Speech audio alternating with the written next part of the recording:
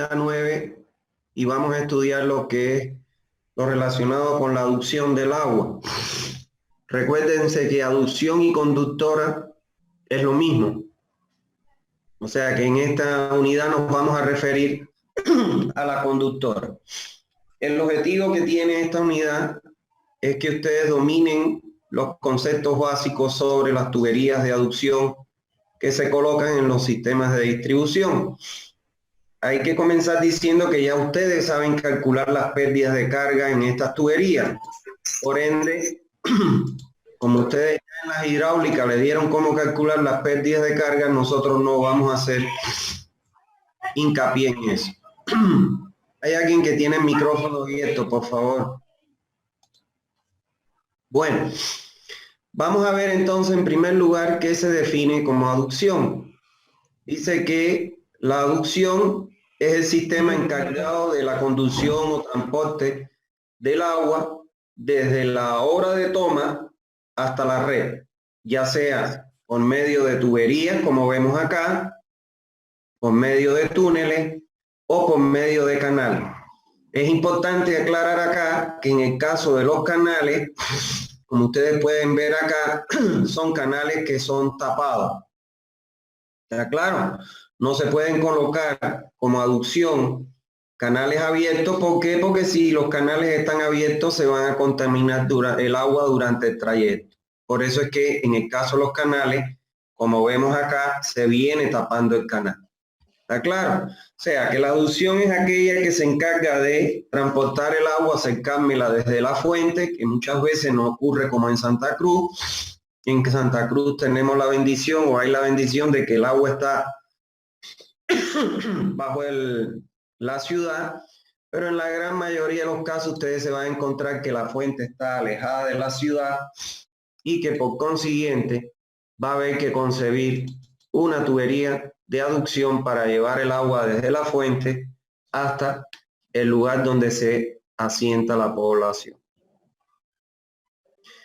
Vamos a hablar un poquito acerca de la capacidad de la aducción. Cuando hablamos de la capacidad es cómo nosotros determinamos el caudal con el que vamos a calcular nuestra tubería de aducción. Dice que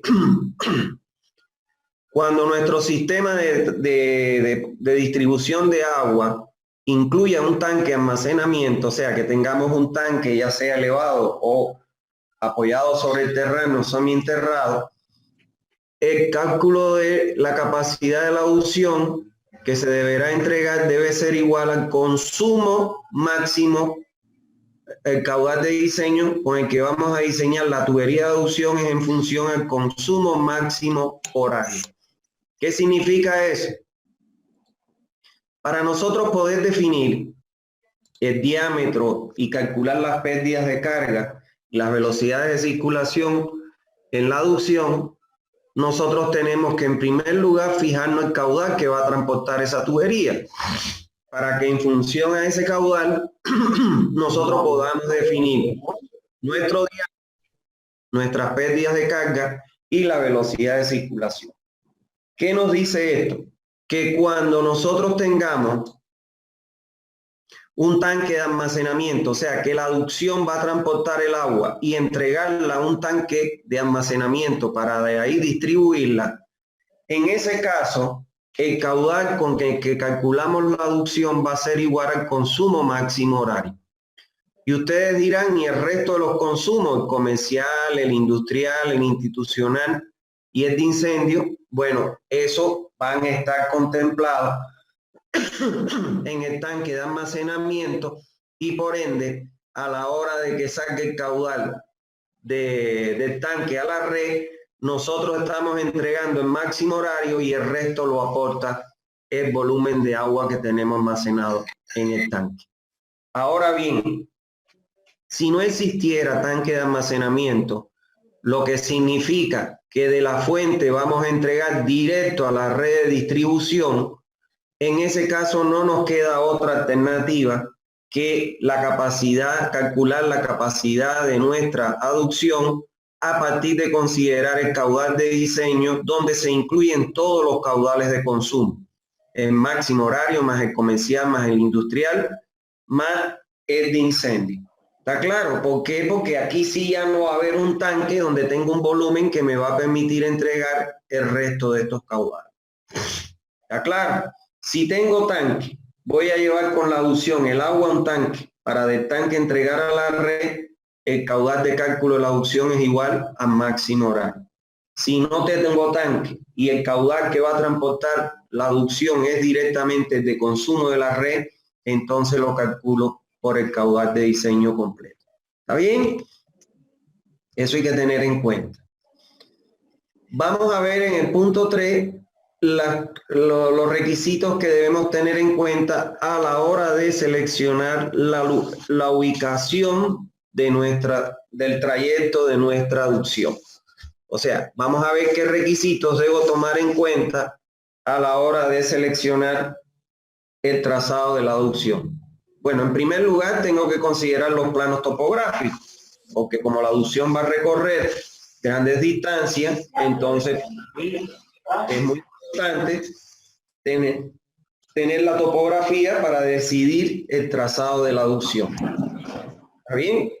En segundo lugar, tengo que tener los estudios de suelo por donde voy a cruzar con la aducción para saber en base al tipo de suelo que tengo, bueno, si me conviene colocar la aducción enterrada o si me conviene colocar la aducción superficial. ¿Está bien? Entonces tengo que tener en la línea que yo he definido como trazado de la aducción los estudios de suelo. Tengo que tomar muestra para saber qué tipo de suelo tengo en el trayecto. Por otro lado, tengo que tener datos biológicos. ¿Qué significa eso?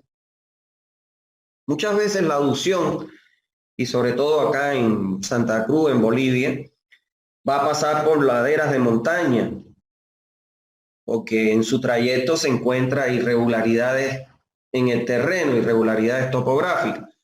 Entonces, en esos casos, yo tengo que saber las características geológicas de esas montañas. ¿Por qué? Porque si yo voy a pasar por un lateral de una montaña, mi aducción, ¿qué tal que se derrumbe la montaña? Si se derrumba la montaña, me puede destruir la aducción y dejo la población sin agua. Entonces también es importante tener datos geológicos de la zona por donde va a circular mi aducción. En cuarto lugar, tengo que considerar el requerimiento especiales, de obras especiales. Por ejemplo, puentes canales, sifones, entre otros. ¿Qué pasa? Que se me puede presentar el caso en que cuando yo hago mi trazado de la aducción, me voy a encontrar, por ejemplo, que tengo una quebrada, que tengo un río, que tengo una vaguada, entonces tengo que cruzar a través de ella, ya sea con un puente canal o con sifones invertidos, dependiendo de si la aducción puede ser tocada por el agua de circulación de ese cauce. Y en quinto lugar, debo considerar la propiedad del terreno. O sea, siempre las aducciones, estas obras tienen que pasar no pueden pasar, perdón, por terrenos de propiedad privada. ¿Por qué? Porque las aducciones van a requerir, como toda instalación o obra hidráulica, van a requerir de inspección, de mantenimiento e inclusive en algunos casos de reparación. Entonces no puede ser que yo la pase por un área privada y que el día de mañana ese privado no me deje ingresar a hacer un mantenimiento, una reparación o una inspección. Por eso tiene que chequearse que pasen por áreas que sean de dominio público y no privado. ¿Está bien? Bueno, vamos a ver algunos requisitos que yo debo tomar en cuenta en el trazado de la aducción. A la hora de seleccionar el trazado de la aducción, se deben considerar los siguientes factores. En primer lugar, que la conducción sea cerrada. Ya lo dijimos, ¿por qué cerrada? Para que no esté en contacto con la atmósfera y no se contamine, pero además que sea a presión en lo posible. ¿Por qué es importante que la aducción sea a presión? Porque cuando yo trabajo con aducción a presión, estoy disminuyendo, porque estoy aprovechando el mínimo diámetro para garantizar la presión del flujo en la tubería, y entonces estoy disminuyendo diámetro, con lo que reduzco costos. Hay veces que esta aducción recorre grandes distancias, grandes longitudes, y son costosísimas. Por ejemplo, les puedo poner un ejemplo en mi país. En el oriente de Cuba no llueve casi nunca, o sea que es una zona seca. Al no tener agua, entonces al ser una zona seca, hay una conductora o una aducción que transporta del occidente agua al oriente. Y estamos hablando que esa aducción recorre más de 1000 kilómetros.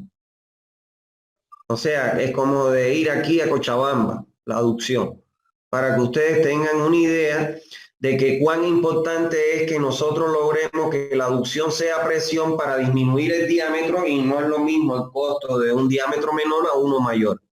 Con eso logramos ahorro. Segundo lugar, que el trazado de la línea sea lo más directo posible, de la fuente a la red de distribución. O sea, si esta es la fuente, mi trazado que sea recto. ¿Para qué voy a estar dando curvaturas, etcétera? Irme por los catetos si me puedo ir por la hipotenusa. Eso también es un aspecto económico. Mientras más vuelta yo dé con mi aducción, más largo va a ser mi longitud de tubería y lógicamente mayores mis costos de la aducción. ¿Está bien? En tercer lugar, que esté por debajo de la línea piezométrica más desfavorable, a fin de evitar zonas de depresión que representan un peligro para el aplastamiento de la tubería debido al golpe de ariete y la posibilidad de ocurrencia de la cavitación. Bueno, supongo que en las hidráulicas debieron haber estudiado con profundidad estos dos fenómenos que son muy negativos a los efectos de funcionamiento hidráulico. O sea, hay dos elementos que son negativos en la hidráulica. Uno de ellos es el golpe de ariete y el otro es la cavitación. Como vimos en la clase anterior, bueno, el golpe de ariete ocurre cuando el agua usted la impulsa y alcanza una altura y por casualidad corta el servicio instantáneamente porque la bomba se pare, o porque apagó la bomba súbitamente, o porque cerró una válvula. Entonces esa energía que iba el fluido subiendo, al cortarla, lógicamente va a retroceder, y al retroceder esa energía llega, golpea en la válvula, por ejemplo, y retorna, y vuelve y va, y vuelve y va. Y eso ocasiona, es un fenómeno muy dañino en la hidráulica, que puede aplastar la tubería e inclusive hasta la puede reventar. ¿Está claro? Entonces, un requisito para mitigar, ojo, no es eliminar, sino mitigar que ese efecto no sea tan perjudicial, se recomienda que las tuberías de aducción, cuando tengan que pasar a través de una montaña, esas tuberías de aducción no pueden ser sobreelevadas más de lo que se conoce como la línea piezométrica desfavorable, que son los 10,33, que es la presión atmosférica. ¿Está claro? Entonces, por eso ustedes, cuando vayan por las carreteras de Bolivia, se van a dar cuenta que cuando ustedes pasen por las montañas, van a ver tuberías de gas o tuberías de agua potable que van a pasar por las montañas, que ellas no suben hasta el pico y bajan, sino que siempre van bordeando la ladera, donde la diferencia de cota entre el nivel más bajo y el máximo que alcance nunca supere los 10,33, para evitar que este retorno del agua no cree un golpe de ariete que pueda dañar la estructura. El otro fenómeno dañino en la hidráulica y perjudicial para las instalaciones es la cavitación. Cuando yo tengo una altura mayor a los 10,33, paso de presión atmosférica a presiones de vacío en esta zona que hay aquí, justo donde se produce el cambio de dirección. Y ahí se forma una zona de presiones negativas que empiezan a comenzar a hacerse unas burbujas, y esas burbujas, al pasar de zona de presiones negativas a positivas, explotan o implotan y empiezan a crear unas ondas que empiezan a golpetear las estructuras y las van golpeteando hasta que la destruyen. ¿Está claro? Entonces, un requisito que hay que tomar en cuenta cuando tengamos que elevar la tubería para pasar a través de una montaña es que siempre se pase por la ladera y que la diferencia de cota inferior y cota superior nunca supere los 10,33 metros.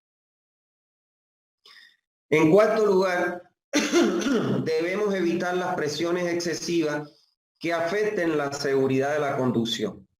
Ya vamos a estudiar más adelante en esta misma clase de que las tuberías, los fabricantes la construyen o la fabrican para soportar una cierta presión. Por ejemplo, cuando uno dice tubería de PVC clase 100, significa que esa clase significa que ese 100 metros es que pueden soportar internamente hasta una presión máxima de 100 metros. Cuando usted vea clase tuberías de PVC clase 150, significa que pueden soportar en su interior una presión interna de hasta 150 metros de columna de agua. Entonces, yo no puedo a una tubería de 100 metros que soporte una presión interna de 100 metros, someterla a una presión mayor a esa. ¿Por qué? Porque si yo la someto a una presión mayor a esa, lo que va a suceder es que se va a reventar la tubería, porque no soporta esa presión interna. Entonces eso es lo que dice ahí. Debemos evitar las presiones excesivas que afecten la seguridad en la conducción. Quinto, la línea debe evitar zonas de deslizamiento e inundaciones. Miren esta tubería que encontré casualmente en internet. Miren, esto se ve que aquí que es una ladera de una montaña y le han excavado ahí de manera tal que le han hecho un paso ahí a la tubería. Entonces, si ustedes se fijan acá, la geología de esta ladera de la montaña es inestable, en cuanto caiga una piedra encima de la tubería, chao, tubería. Y como estamos hablando de una conductora, entonces, ¿qué es lo que va a suceder? Se va a quedar toda la población sin agua, porque la conductora es la que lleva todo el agua que va a consumir la red. Entonces, se deben evitar zonas de deslizamiento e inundación. Sexto, se deben evitar tramos de pendiente y contrapendiente, los cuales pueden causar bloqueos de aire en la línea. Miren acá. Yo estoy seguro que lo que está haciendo este señor aquí, este operario, es que está abriendo esa válvula para expulsar los posibles bolsones de aire, porque eso debe ser una zona alta por donde pasa la tubería. ¿Qué pasa? Cuando nosotros tenemos en la tubería ascensos y descensos, en la parte más alta de ascenso de la tubería, ahí se van a acumular los bolsones. El aire que ingresa se va a almacenar ahí y va a formar un bolsón. Entonces, para evitar eso, bueno, hay veces que es imposible. Cuando usted tiene que atravesar una ladera, va a tener que subir y descender.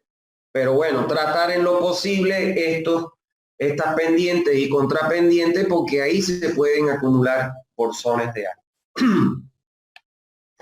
Bueno, vamos a ver los tipos de aducción que hay.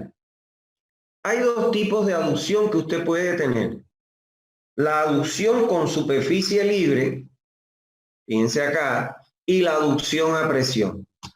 La aducción con superficie libre significa que yo voy a tener dentro de la tubería un espacio libre que no va a ser cubierto por el agua. ¿Está claro? Ahora, la aducción a presión quiere decir que toda mi tubería va a ser cubierta con el agua. Para lograr, para un mismo caudal, si yo considero que voy a pasar 10 litros por esta tubería y por esta, para que yo logre la conducción con superficie libre, tengo que aumentar el diámetro por encima del área que me puede alcanzar ese caudal. Por ende, mi diámetro va a ser grande. Ahora, cuando yo tengo flujo a presión, yo me puedo dar me doy el lujo de que disminuyo el diámetro hasta crear un valor de una pérdida en la tubería que me satisfaga el requerimiento que necesito, pero puedo disminuir el diámetro en comparación con una tubería cuando trabaje en conducción libre. En las aducciones, como les decía al principio, siempre se prefiere que trabajen a presión. ¿Por qué? Porque no es lo mismo el costo, por ejemplo, una tubería de 4 que el costo de una tubería de 10 pulgadas para garantizar para un mismo caudal la superficie libre. ¿Está claro? Entonces, por eso es que siempre se recomienda la colocación de tubería a presión. Además, es importante que a ustedes les quede claro que sea, bueno, a presión obligatoriamente es conducción forzada y cerrada, pero en conducciones libres no significa que la tubería va a estar en contacto con la atmósfera, sino que va a estar en contacto con la atmósfera, pero en el interior de la tubería, pero no con la atmósfera exterior, porque si no se contamina el agua. Vamos a ver algunas consideraciones que debemos tener en cuenta a la hora de elegir el material de la tubería que vamos a colocar en la aducción. En primer lugar, a la hora de elegir el material tenemos que tener en cuenta las características topográficas del lugar donde se va a colocar. ¿Está claro? Por ejemplo, si tenemos topografías que son montañosas, pues ahí me conviene más que la tubería vaya por fuera del terreno y no enterrada, porque ya el hecho de estar en un lugar, como vimos aquí en esta imagen, en un lugar, fíjense ustedes, que es complicado, de complicado acceso, si además la entierro para poder entonces reparar esto, tengo que excavar, entonces no vale la pena. Por eso es muy importante tener en cuenta la topografía del terreno. Por otro lado, la agresividad del suelo en material de la aducción. Hay suelos que tienen contenido de sales o contenido de sulfatos. Esos suelos son agresivos a cualquier material menos al PVC. O sea, los suelos con alto contenido de sal o de sulfato me corroen y me destruyen todos los materiales excepto el PVC y el polietileno. ¿Está claro? Entonces, si yo tengo un suelo que tiene alto contenido de sulfato o de sales, a mí no me conviene utilizar un material que pueda ser corroído por este tipo de suelo. ¿Está bien? Otro elemento a considerar es la velocidad de circulación del flujo por la instalación. Hay tuberías o materiales, perdón, hay materiales que soportan mayores velocidades que otros materiales. Entonces, si yo tengo que, por ejemplo, como en La Paz, tengo que descender del nivel 4000 al nivel 3600, 400 metros, lógicamente que voy a tener una velocidad grande en la tubería. Entonces ahí tengo que buscar materiales que soporten esas velocidades. Cuarto, también debo considerar las presiones mínimas y máximas de trabajo de las tuberías. O sea, eso tiene que ver con lo que les dije hace un rato, con la capacidad de soportar presiones la tubería, sobre todo la máxima. ¿No ve? Entonces es importante que si yo voy a tener en el interior de la tubería una presión de 100 metros columna de agua, no puedo usar una clase 50, una tubería que me soporte 50 metros de columna de agua porque se me va a reventar. ¿Está bien? Por otro lado, el resultado del análisis económico que se realice O sea, para la elección de los materiales, bueno, hay materiales más costosos y menos costosos. Dentro de todo, el menos costoso es el PVC, pero hay lugares por donde yo no puedo cruzar con PVC. Entonces también es un análisis técnico económico que yo realice a la hora de seleccionar el tipo de material. Y por último, los costos de mantenimiento. O sea, hay materiales de tubería que requieren más costo que otros. El PVC, por ejemplo, no se degrada con el tiempo, no se oxida, no se echa a perder. Pero las tuberías de acero sí con el tiempo se corroen. Lo mismo pasa con las de hormigón, etcétera. Entonces tengo que tomar en cuenta los costos de mantenimiento del material que voy.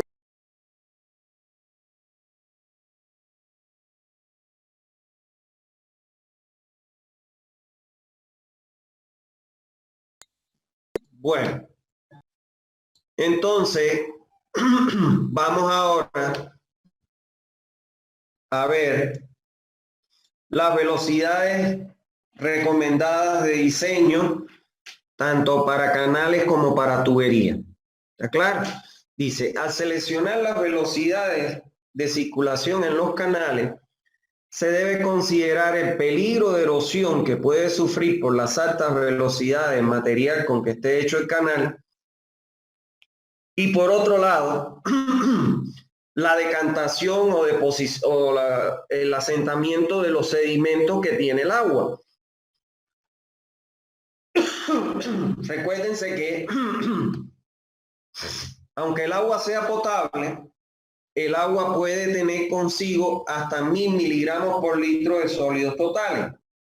Si yo esa agua la hago circular a través de tuberías o canales a velocidades menores a 0,6 metros por segundo, pues se me puede sedimentar esos sólidos dentro de las tuberías y bueno, con el tiempo transmitirle olor, sabor o que se desarrolle dentro de la tubería un gusanito que se llama el nemantemito, que vamos a estudiarlo más adelante. ¿Está bien? Entonces, estas son las recomendaciones. Estas son las recomendaciones que me da la bibliografía de velocidad máxima permisible para el tipo de revestimiento de canales.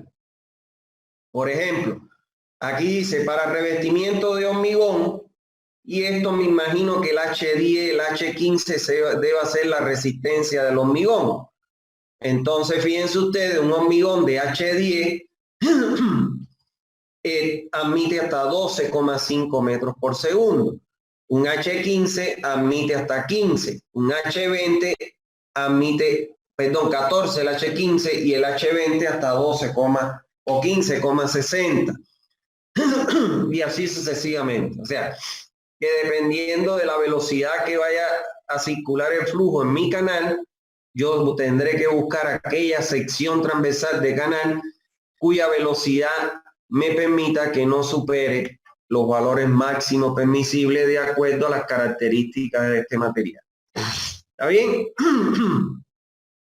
La velocidad mínima que se recomienda en los canales revestidos es de 0,6 metros por segundo. Y esa velocidad mínima me permite ¿qué cosa?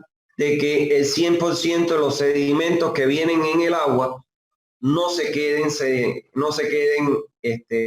sedimentados en el fondo del canal. Ahora, como ustedes saben, y a modo de recordación, porque ustedes los estudiaron, cuando ustedes le dieron las hidráulicas, sus profesores les enseñaron a diseñar canales. ¿Está claro? Y si ustedes se recuerdan de sus clases, existen 3 métodos para calcular canales. Está el método de la velocidad máxima permisible, que se utiliza para cuando los canales son excavados en terreno natural. Este no es el caso, porque nuestros canales tienen que ser obligatoriamente revestidos. No pueden ser canales excavados en terreno natural y que hagamos pasar el agua en contacto con el terreno porque se vuelve a contaminar. Pero bueno, a modo de recordación, Este es un método de cálculo. El otro método de cálculo es el método de la fuerza cortante, que se utiliza para canales que van a ser revestidos con enrocamiento, con diferentes tamaños de roca el canal. Entonces, se busca aquella sección cuyo valor de la fuerza cortante no permita qué cosa. Acuérdense que la fuerza cortante es una fuerza transversal que actúa sobre el material que está conformando el canal.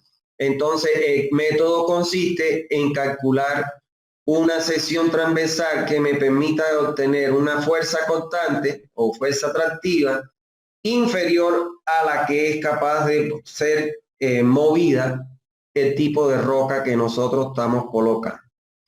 Y el otro método es el método de máximo radio hidráulico, que este se usa para diseñar o dimensionar los canales que van a ser revestidos con hormigón, acero u otro tipo de revestimiento. Este es el método, el tercero, que nosotros vamos a utilizar siempre en nuestros canales. ¿Por qué? Porque nuestros canales siempre van a estar revestidos de hormigón fundamentalmente. Bueno, dice, en tuberías de impulsión, cuando el flujo es bombeado, la velocidad de circulación nunca debe exceder los 2 metros por segundo. O sea, supongamos que nosotros tenemos un acuífero, una fuente subterránea. Para sacar el agua del acuífero tenemos que perforar un pozo. Y para extraer el agua de ese pozo tenemos que colocar una bomba, que ya dijimos que era una bomba sumergible, de eje vertical. Entonces, cuando esa bomba impulse el agua, la velocidad de circulación en el interior de la tubería nunca debe ser mayor a los 2 metros por segundo. Ahora aquí nos dan los tipos de tubería y las velocidades máximas que ellas admiten en su interior. Por ejemplo, túneles revestidos con hormigón simple hasta 3 metros por segundo. Tubería de hormigón centrifugado 3,5 metros por segundo. Tubería de asbesto cemento 5 metros por segundo. Tubería de PVC 5 metros por segundo. Fierro fundido, acero galvanizado y acero al carbón o acero negro 5 metros por segundo. Ahora, cuando nosotros tenemos tuberías de impulsión, o sea que perforamos el pozo, colocamos la bomba e impulsamos el agua a través de esa tubería de impulsión, se recomienda que la velocidad mínima nunca sea menor a los 0,6, por las mismas razones que vimos en los canales, para que no se sedimenten los sólidos totales. Pero para mitigar el golpe de ariete, se recomienda que las velocidades máximas en las tuberías de aducción nunca superen el rango de 1,20 a 1,5 metros por segundo. Aun cuando podemos llegar hasta los 2 metros por segundo, lo que nos recomiendan los estudios y la bibliografía especializada es que esa velocidad nunca sea superior a 1,5 o 1,20 metros por segundo para mitigar el daño del golpe de ariete. Ahora vamos a ver cómo se calculan las pérdidas de carga. Y ustedes saben calcular pérdidas de carga en tubería porque se lo enseñaron en clase. Por ejemplo, en el caso de canales, el cálculo de la pérdida de carga en canales o tuberías a flujo libre puede realizarse por la fórmula de Basing o la de Manning-Strickland. Esas son las dos fórmulas que recomiendan para calcular las pérdidas en aducciones en canales. En el caso específico de aducciones de tubería, el cálculo de las pérdidas de carga, en el cálculo de las pérdidas de carga, podrá utilizarse la fórmula de Manning, la fórmula de Planck-Collerup, Weibach-Darcy o la de Hazen-Williams. Normalmente la fórmula que nosotros usamos, la más común, es la de Hazen-Williams, por la facilidad que da Hazen-Williams cuando dice que C, ese coeficiente depende del material de la tubería y él nos entrega los valores para cada material de tubería. Ahora, la fórmula de Manning es exacta. La fórmula de Manning. Manning tiene, además de una fórmula para las conducciones libres, tiene una fórmula para las conducciones forzadas. La fórmula de Manning es exacta para tuberías de 1 metro de diámetro, siendo muy fiable para los diámetros comprendidos entre 0,4 y 1,30 metros. La fórmula de Frank-Colebrooke y Hazen-Williams son adecuadas para todos los movimientos turbulentos. Siempre flujo a presión con agua potable en tubería, el flujo es turbulento. Por eso es que siempre usamos la fórmula de Hazen-Williams. Y adicionalmente debe considerarse en estos casos de la aducción que no solo calculamos por esta fórmula las pérdidas longitudinales, sino que también tenemos que considerar o sumarle a esa pérdida longitudinal que obtenemos por esta fórmula las pérdidas menores por accesorios. ¿Está bien? Eso es. 9.9. Profundidad de las instalaciones. Dice, en aducciones enterradas, o sea, cuando vamos a colocar la tubería de aducción enterrada, la profundidad mínima debe ser igual o mayor a 0,60 metros, medida desde la corona de la tubería. O sea, la tubería cuando va a ir enterrada debe tener una profundidad desde la superficie hasta la corona del tubo de la tubería enterrada de 60 centímetros o más. En áreas de cultivo, de cruces de camino, línea de ferrocarril, aeropuerto, y la profundidad mínima deberá ser, en vez de 60 centímetros, deberá ser de 1 metro. ¿Por qué? Porque fíjense que estamos hablando de línea de ferrocarril, que pasan trenes que tienen alto peso, pesan mucho y le transmiten mucha carga a la tubería. Lo mismo pasa en el caso de los aeropuertos. Los aviones cuando impactan en la pista le transmiten muchas cargas, etc. ¿Está bien? Ahora, pudiera ser menor siempre que sean diseñados sistemas de proyección debidamente justificados para rebajar dicho valor.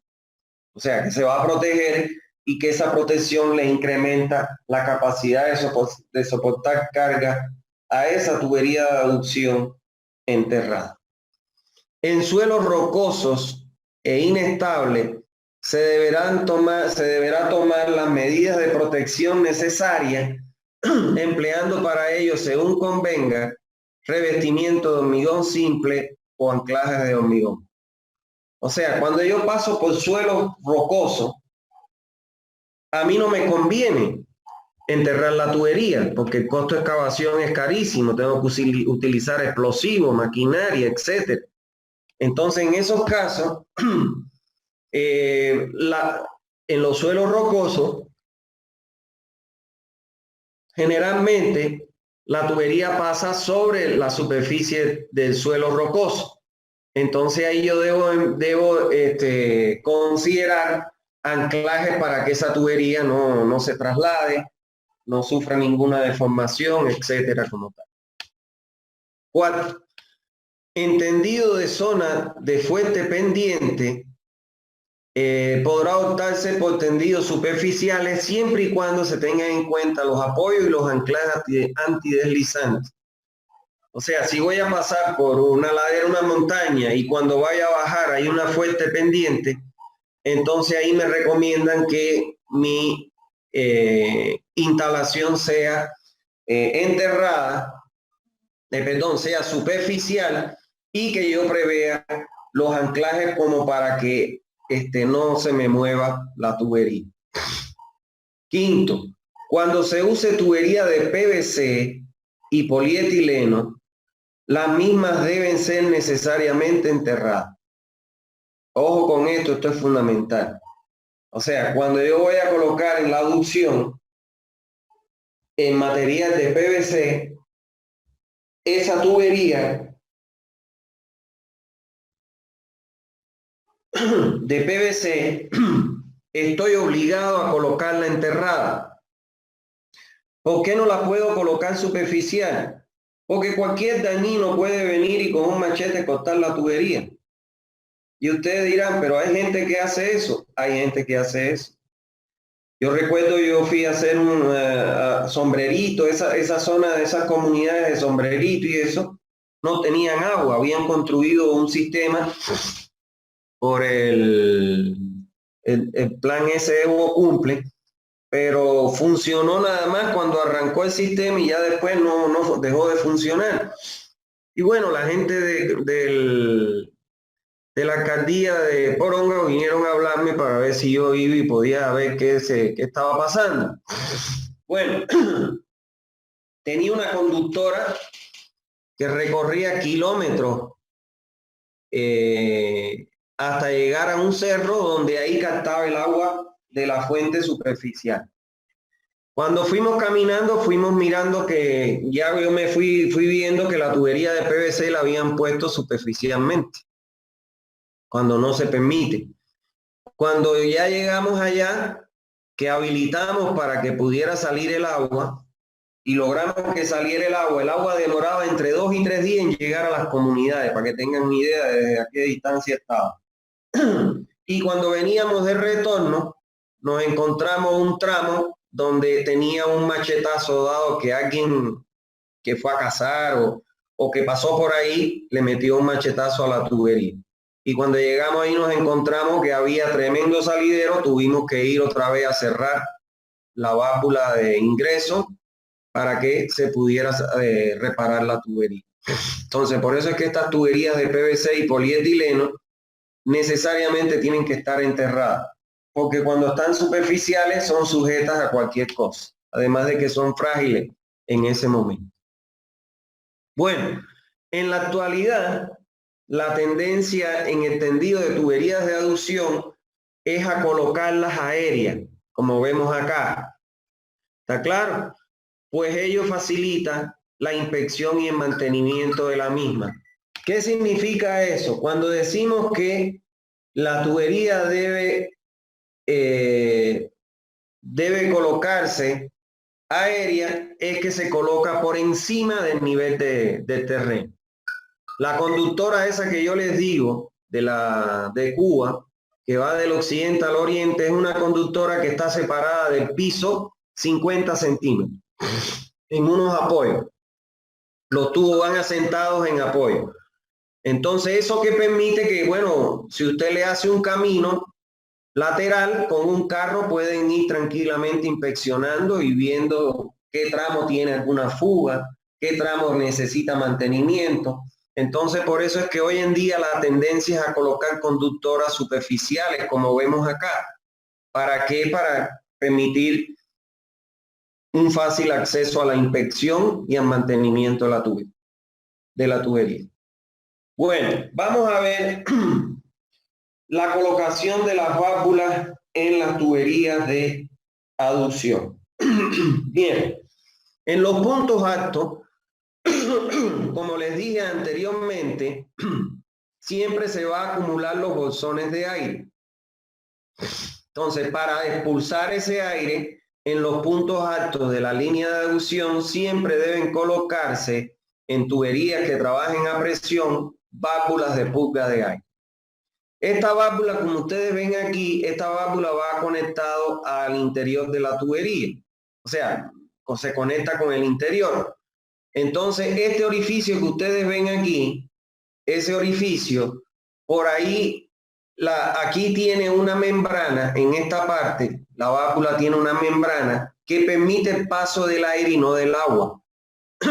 Entonces, por este orificio, usted siente que hace, o sea, que va botando el aire, la válvula. Está sacando el aire del interior acumulado en un bolsón en el interior de la tubería. Por eso se colocan para eso. Segundo, en los puntos bajos de la línea, o sea, en los puntos más bajos, al contrario, en los puntos bajos de acá, ahí se debe colocar válvulas de limpieza. O sea, son unas válvulas que cuando yo la abro me permiten qué cosa. Si en los puntos altos se acumula aire, en los puntos bajos se va a acumular sedimento. Entonces estas válvulas me permiten, cuando yo abro, purgar la tubería. ¿Está claro? Purgar la tubería. ¿Qué quiere decir purgar? Botar agua con los lodos que están, o los sedimentos que están acumulados en ese punto de la tubería. La instalación de las válvulas de purgas de aire, estas que están aquí, se podrán evitar siempre y cuando hay un reservorio instalado en una cota de elevación más baja que la de los posibles sitios de los bolsones de aire y que estos se encuentren por lo menos 10 metros por encima del nivel estático del reservorio. Supongamos que yo voy a terminar aquí en un tanque de almacenamiento para entregar el agua a la red. Bueno, si yo tengo un punto alto con una diferencia de cota no mayor a 10 metros, ya yo no necesito aquí colocar válvulas de purga, para válvulas ventosas para sacar el aire. ¿Por qué? Porque este bolsón, cuando sea arrastrado en el peor de los casos acá, y aquí va a llegar y se va a encontrar con una descarga con flujo libre y va a pasar a la atmósfera y desaparece ese bolsón de aire. ¿Está bien? 4. Las válvulas de limpieza se deben colocar en una tubería que tenga en principio el mismo diámetro que el de la aducción, pudiendo luego ser disminuida a través de una reducción excéntrica, de manera que se permita la total evacuación a un punto alejado del trazado. Supongamos que este es un punto bajo de la red. ¿Cómo yo voy a purgar ese punto bajo? Voy a colocar una T y en la T voy a colocar un ramal con una válvula que va a ser la válvula para la limpieza. Cuando yo abra aquí, toda la suciedad que está en este punto bajo va a venir acá. Y aquí voy a construir un pozo de infiltración. Construyo un pozo, una excavación en el terreno, la relleno de piedra bolón para infiltrar el agua. En principio, lo que se prefiere es que siempre el diámetro de la tubería de aducción se adopte inicialmente un diámetro en la tubería de limpieza igual al de la aducción. Ahora, hay veces que esta tubería de aducción tiene diámetros grandes. Por ejemplo, yo les puedo decir que la tubería esa que lleva del occidente al oriente en Cuba tiene 1200 milímetros. O sea, el diámetro de la tubería es 1,20 m. Miren esta que está aquí. Esta debe ser unos 1200 milímetros casualmente. Entonces, lógicamente, sacar una T con una no existe. Para esos diámetros no existe. Lo que puedes hacer es mandar a hacer una T especial y colocar una reducción. Y esa reducción tiene que ser excéntrica. ¿Está claro? Y entonces aquí ya colocan la válvula en un diámetro más pequeño porque si no te sale carísimo. Imagínense una válvula para una tubería de 1200. Existen. Los brasileros la construyen. Yo estuve en la presa de Itaipú, ahí en Foz do Iguazú, en Brasil, y yo quisiera que ustedes vieran las instalaciones de la hidroeléctrica. Tiene válvulas de más de 1200 milímetros. Es impresionante ver eso. Son abiertas eléctricamente, pero son realmente muy impresionantes ver esas estructuras. Bueno, el diámetro de la tubería de limpieza, esta tubería que es la que sale para evacuar la suciedad en los puntos bajos, debe ser de 1/3 a 1/4 menor que el diámetro de la tubería de aducción. ¿Está claro? Con un mínimo de 75 milímetros para tuberías mayores a 1000 milímetros. O sea, cuando la tubería tiene 1 metro o más de 1 metro, yo la reducción que puedo sacar es de 75 milímetros como mínimo ya. Ya no puedo más. No puedo sacar menos de 75 milímetros. ¿Está claro? Eso en estos diámetros grandes. Y cuando yo tengo una tubería que no llega a esos diámetros de más de 1 metro, yo puedo reducir este diámetro en 1/3 a 1/4 del diámetro que tiene la tubería de aducción. Eso es para economizar en válvulas y todas esas cosas. ¿Está bien?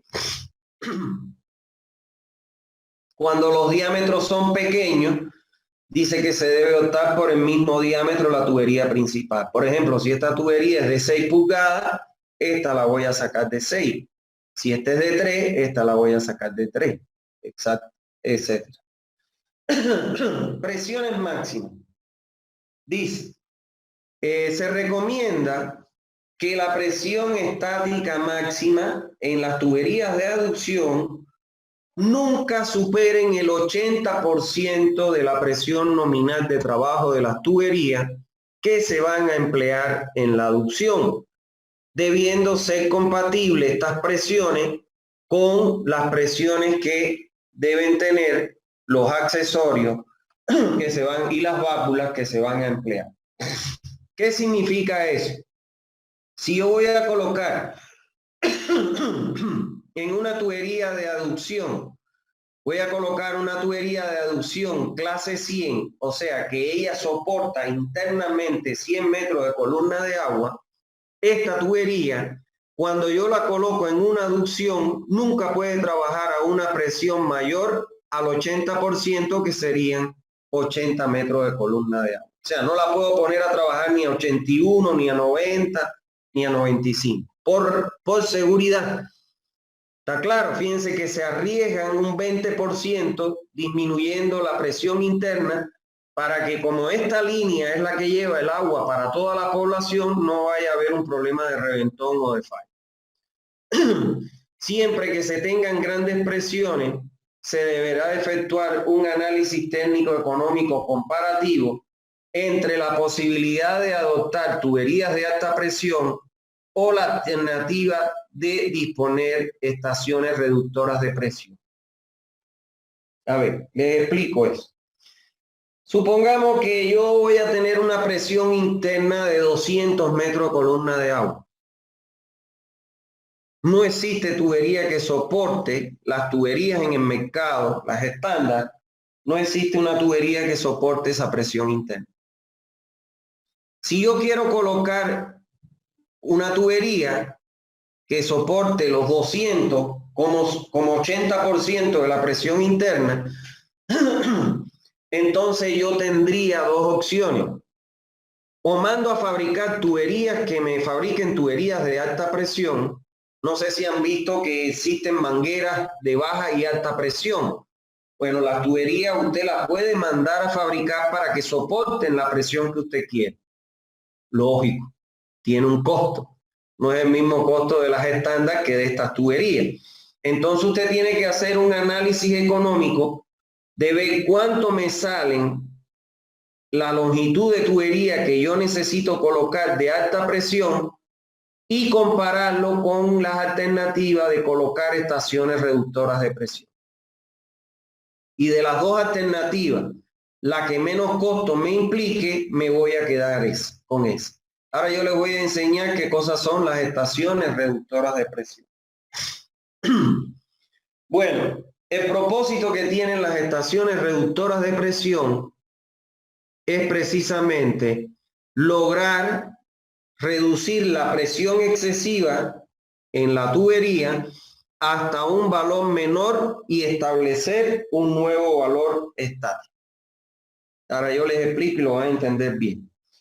Su empleo se recomienda cuando la calidad de las tuberías, válvulas y accesorios no permiten soportar esas altas presiones, así como para mantener las presiones de servicio dentro de una red de distribución. A ver, yo les voy a poner el ejemplo clarito que tienen ustedes en su país. Imagínense La Paz. La Paz está a 3.600 metros de altura sobre el nivel del mar. El Alto está a 4.000 metros de nivel de altura sobre el nivel del mar. El 80% de la ciudad de La Paz es alimentada por agua que se almacena en presas en el Alto. Y para traer esa agua del Alto a La Paz, tengo que construir una aducción o conductor. ¿Qué presión va a llegar a tener esa conductora en las cercanías de La Paz? 400 metros de columna de agua. ¿Qué es la diferencia entre 3.000, 4.000 menos 3.600? La carga que va a tener es 400 metros. No existe tubería que soporte esa presión interna. Mandar a hacer tuberías que soporten esas altas presiones sería una locura. Entonces, ahí no queda más que acudir a las estaciones reductoras de presión. ¿Qué es lo que me hace una estación reductora de presión? Me va regulando la presión máxima que yo quiero obtener en la conducción y para ello voy colocando estas estaciones que me permiten reducir de un valor mayor a un valor menor que me permita seguir con la tubería y la presión que ella soporta. Hay dos tipos de estaciones reductoras de presión. Estos dos tipos de estaciones reductoras de presión son las cámaras rompepresión y las válvulas rompepresión. Estas son las que inicialmente surgieron. Estas válvulas ya datan más de los 90, 80, 90. Estas válvulas son más nuevas. Lo primero que había eran las cámaras rompepresión. Vamos a suponer que usted quiere colocar en La Paz, justamente en las tuberías de conductoras de agua o adducción de agua en La Paz. Yo tuve la oportunidad de verlo, porque yo estuve haciendo un trabajo en Choya, y justamente de Choya se captaba el agua para La Paz, para esa presa, y se captaban alturas de 180 metros de diferencia de cota. Y justo cuando tú pasas por la carretera Sur-Yunca, entrábamos a Choya, había una estación una cámara rompepresión. Que bueno, yo tuve la posibilidad porque le dije a quien nos llevaba que paráramos ahí, que quería verla, esto, lo otro, un día que me encontré que había unos operarios trabajando ahí. Las cámaras son así como ustedes las ven acá. Es una cámara, imagínense que estos muros son muros que gordísimos. Yo le he hecho unos 50 centímetros los muros que tenía la cámara que yo vi, de espesor, de hormigón armado. ¿Está claro? ¿Por qué? Porque llegaba el agua con una presión inmensa a estas cámaras. Entonces, ¿cuál es la limitante de estas cámaras? El flotador que se utiliza. Este flotador. Porque este flotador lo que soporta son 50 metros de columna de agua. O sea, que no soporta una presión mayor a los 50 metros. Si usted lo pone a trabajar una presión mayor a los 50 metros, esta válvula que sella aquí no sellaría y seguía escapando agua. Entonces, fíjense ustedes, usted ahorita lo va a ver en un esquema que yo le hago ahí. Usted viene de una cota 50, 100, por ejemplo. A los 50 metros coloco una cámara rompepresión. ¿Por qué se rompe la presión aquí? Donde garantizo en ese tramo que la presión máxima es 50 metros columna de agua. Que lógicamente en la medida que va avanzando va perdiendo presión por la pérdida de carga que tiene la tubería. Cuando llega aquí, la presión con que el agua llega aquí se transforma en presión atmosférica y vuelve de cero otra vez para salir por esta tubería con presión cero, igual que si fuera la descarga de un tanque. ¿Está claro? El objetivo que tiene este flotador, que cuando no se está consumiendo aguas abajo, entonces el agua comienza. Y cuando llega a este nivel, lo que hace es que tranca el ingreso para que no llegue nunca a rebalsar la cámara como tal. Ahora, esto ya hoy en día está obsoleto. Ya esto ya no se construye. En su país lo hay, como le estoy comentando en La Paz, yo lo vi en persona, no me lo dijeron. Pero supongo que como es una aducción tan antigua, lógicamente no existían las válvulas rompepresión. Las válvulas rompepresión es más moderna, es mucho más fácil y económico que esto. Es una válvula, ¿está claro? Donde aquí arriba tiene un perno. Aquí se ve que tiene la cabeza de un pernito que sobresale. Entonces, ¿cómo rompe la presión acá la válvula? Usted viene aquí, vamos a suponer que usted quiere pasar de 200 metros a que salga por aquí 100 metros de columna de agua. Entonces, ¿qué es lo que usted hace? ¿Cómo trabaja esta válvula? Aquí usted va apretando este tornillo y ese tornillo, ¿qué va haciendo? Va comprimiendo el muelle. Y al comprimir el muelle, ustedes saben que mientras más tú comprimes un muelle, más resistente se vuelve. Entonces, el agua, ¿qué es lo que hace? Al llegar aquí, para poder pasar por acá, tiene que empujar esto para que el agua pueda vencer eso y pasar para acá. Entonces, usted le crea la resistencia en el muelle de manera tal que la carga de 100 que tiene aquí te la tumbe, te ocasione la pérdida o la resistencia necesaria para que la que salga de aquí, usted vea que marque los 50 metros que usted quiere que salga en el manómetro. ¿Y cómo lo va regulando? Regulando ese perno. Si aprieta el perno, el manómetro, la presión va a ir bajando. Y entonces usted va apretando el perno hasta que logre que esta aguja le marque la presión que usted quiere con que el agua salga por esta tubería. Entonces esto, cuando uno lo va a comprar, estas válvulas las hay aquí en el mercado, en Santa Cruz, uno lo que tiene que llevar es ¿qué cosa? El diámetro de la tubería que la va a conectar, porque lógicamente hay válvulas para todos diámetros, y además el rango de presión máxima que le va a ingresar y la reducción que usted quiere lograr. Y entonces ahí él le dice, esta es la válvula que le reduce, por decir, 50 metros, vamos a suponer, le reduce de 20 a 60 metros. Esta le sirve porque usted necesita una reducción de 50 metros, esta válvula le sirve. ¿Está bien? Vamos a ver ahora las recomendaciones para la colocación de las cámaras rompepresión, que era lo que yo les decía. Se recomienda colocar cámaras rompepresión, cada una diferencia de cota de 50 metros como máximo, ya que esta es la máxima presión de trabajo recomendada para las válvulas de flotadores, esta que les dije aquí, que se coloca en la cámara rompepresión. Entonces, ¿qué significa eso?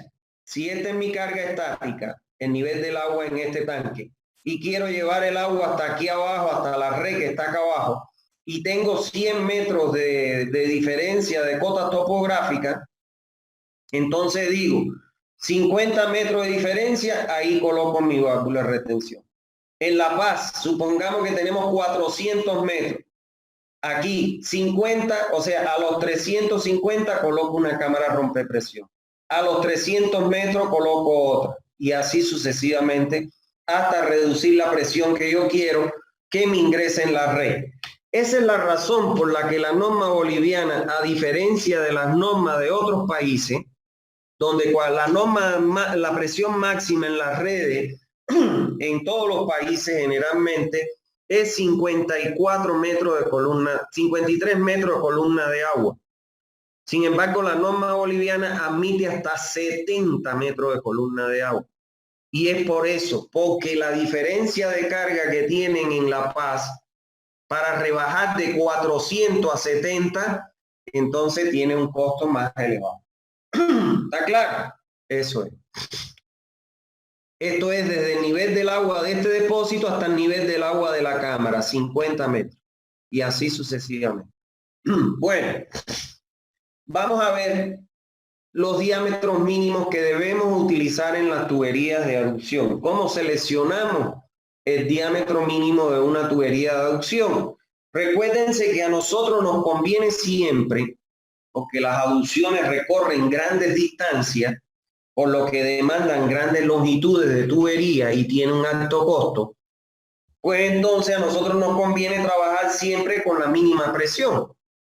Con la máxima presión en mínimo diámetro para lograr qué cosa, economía en la obra como tal. Entonces, ¿de qué factores son los que entran a jugar en la selección del diámetro mínimo? En primer lugar, las presiones disponibles. O sea, si yo tengo una tubería donde yo tengo una diferencia de presión de 100 metros, entonces yo no puedo poner un diámetro que me ocasione una pérdida muy grande porque me va a comer la carga con la que me va a llegar a la red. Entonces, la presión que yo necesito, la altura de la carga que yo dispongo, eso tengo que jugar con ello para que el diámetro que yo coloque no me ocasione una pérdida mayor a la carga que dispongo para llegar al lugar del ingreso de la red. Por otro lado, las velocidades de escurrimiento. Recuérdense ustedes que mientras menor es el diámetro, menor es el área. Y mientras menor es el área, mayor es la velocidad. Entonces, también tengo una restricción de la velocidad que tiene material de la tubería, del canal, del túnel que estoy colocando como aducción. Entonces, no puedo sobrepasar la velocidad de ese material o que entonces me lo va a destruir. Y por otro lado, tengo que tener en cuenta la longitud de la línea de aducción. O sea, es muy importante. ¿Por qué? Porque si yo tengo mucho trayecto, voy a tener una pérdida de carga mayor. Entonces tengo que jugar mi diámetro, la presión, que no me consuma mi diámetro, la pérdida de carga no me consuma por esta gran longitud la presión que tengo disponible.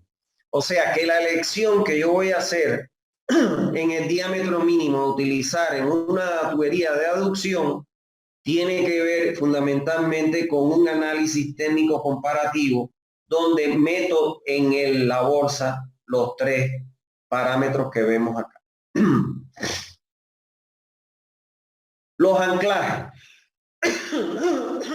Bueno, en las tuberías de aducción siempre se deben prever anclajes de seguridad que siempre van a ser que son necesarios, ya sean estos de hormigón armado, hormigón ciclopio, hormigón simple o metálico. Por ejemplo, miren acá, esta tubería es aérea, estos son los apoyos, pero fíjense aquí que tiene un anclaje al apoyo. ¿Para qué? Para que como tengo flujo turbulento, no se me mueva la tubería, porque la tubería tiene flujo turbulento en su interior. Entonces la tengo que anclar para que la tubería no se me esté moviendo por un lado para el otro, como si fuera una serpiente. Acá miren, este es elevado, miren acá, y es un anclaje metálico. Miren acá, este es sobre el terreno, pero supongo que debe tener una separación mínima de unos 10, 15 centímetros para poder meter las llaves y operar con los tubos. Entonces fíjense que tienen un bloque de hormigón, que es el apoyo, y de ahí tienen unos pernos en donde se coloca un anclaje metálico que ancla al hormigón la tubería a través de un anclaje metálico. ¿Está bien? Ahora, en los cambios de dirección que yo voy a obtener, ya sean horizontales o verticales, siempre voy a tener que colocar un anclaje. Aquí, por ejemplo, falta todavía que hay una tubería que viene para acá. Entonces, ¿qué va a pasar cuando el agua venga en esta dirección? Por la cantidad de movimiento va a tender a empujar el tubo que está transversal para desplazarlo. Y eso se llama en hidráulica cantidad de movimiento, que lo deben haber dado en las hidráulicas, se lo deben haber enseñado, cómo se calcula. Entonces, ¿qué es lo que yo tengo que colocar aquí? Un apoyo que sería la reacción a esa cantidad de movimiento. O sea, para evitar qué cosa, que el esfuerzo que va a hacer el agua al cambiar de dirección acá, no me desplace la tubería. Porque si me la desplaza puede ser que se zafe una unión tranquilamente. Y aquí en la vertical, Esta tubería puede ser que sea la impulsión de una bomba y ya les digo, cuando se apaga el motor, el agua retorna. Si yo no le pongo un anclaje aquí, me puede desprender la tubería como tal. ¿Está bien? Entonces eso es importante. Bueno, hasta ahí la clase de hoy. Vamos, abran sus micrófonos para que podamos pasar la lista. Asistencia, tomar asistencia.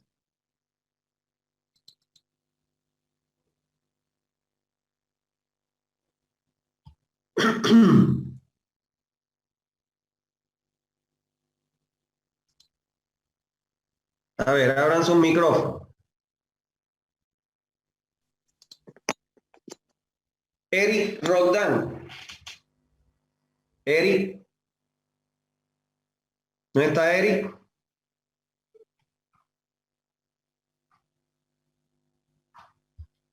José Leonardo. Gerson Augusto. Presente, doctor. Ya. Andrés Alvarado. Está mal su micrófono. Presente, doctor. Ya. Presente. Ya, claro, te puse. Walter Álvarez. Presente. Ya. Leonardo Antelo. Si hay alguno que tiene su micrófono más, me dicen, por favor. Leonardo no está. Está. Presente, dice. ¿Está? Ya. Fernando José. Presente, doctor. Ya. Gabriela.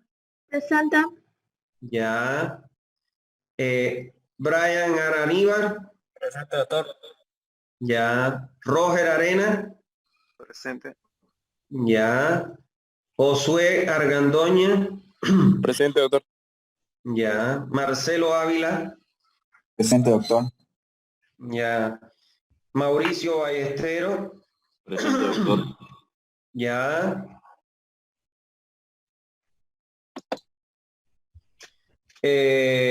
María Fernanda. María Fernanda no está. Juan Bautista. Presente, doctor. Ya. Isabel Bermúdez. Está mal su micrófono, dice ingeniero. Ya, perfecto. Le puse la asistencia. Grecia Caballero. Presente. Ya. Presente. Ya. Brian Cabrera. Presente. Ya. Eric Fernando. Presente, doctor. Ya.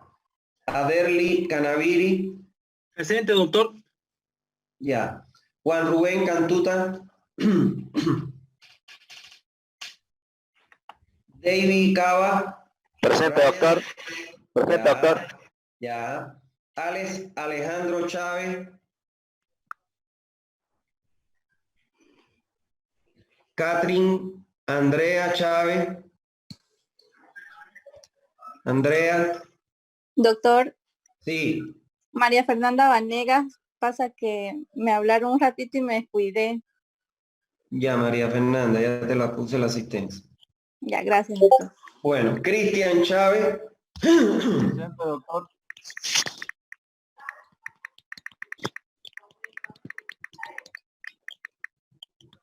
Álvaro. Choque. Josué Gabriel. Presente, doctor. Ya, Cristian Chuquimia. Ronison Claure. Presente, doctor. Ya. Elías Rudy.